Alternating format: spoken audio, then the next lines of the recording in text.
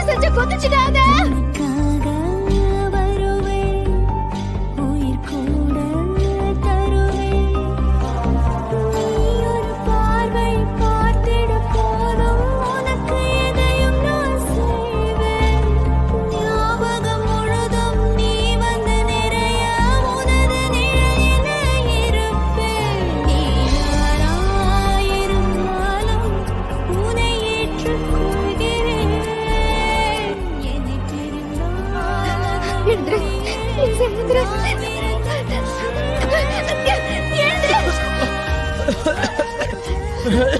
எதுக்காக இப்படி பண்ண?